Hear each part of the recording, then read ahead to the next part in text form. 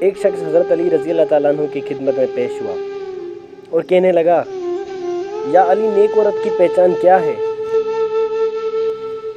حضرت علی رضی اللہ تعالیٰ عنہ نے فرمایا، تمہاری عورتوں میں سب سے بہترین وہ ہے جو اپنے کردار میں پاک دامن اور شوہر کی حد درجہ پسند کرنے والی ہو۔ اور پھر حضرت علی رضی اللہ تعالیٰ عنہ نے فرمایا، عورت کا جہاد شوہر کے ساتھ اچھی زندگی بسر کرنا ہے۔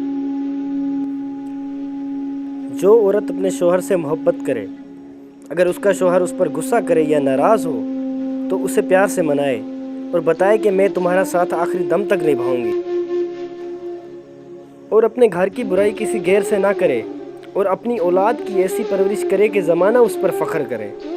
جس عورت میں یہ خوبیاں ہوں وہ بہت نیک اور اچھی عورت ثابت ہوگی۔ بیوی اپنے شوہر کی آئینہ دار ہوتی ہے، تم اس کو کہو وہ خوبصورت ہے، وہ ہر روز نکھرتی جائے گی۔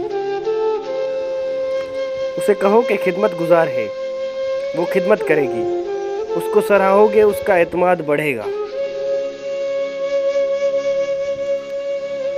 لیکن اگر ہر وقت اس کے اندر نقص نکالو گے تو اس کو کھوکھلا کر دو گے، وہ ٹیڑھی پسلی سے نکلی ہے، اس کو سیدھا کرنے کی کوشش میں تم اسے توڑ دو گے۔ اس لیے اس کے ساتھ دوستی اور رحم کا رشتہ رکھو۔ میاں بیوی میں لڑائی گھر کی تباہی، میاں بیوی میں محبت گھر پہ اللہ کی رحمت۔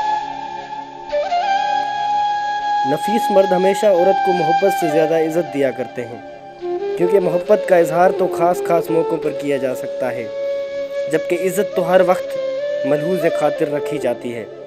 عورت محبت کے بغیر عادی ہوتی ہے، جبکہ عزت کے بغیر عورت نہیں رہتی۔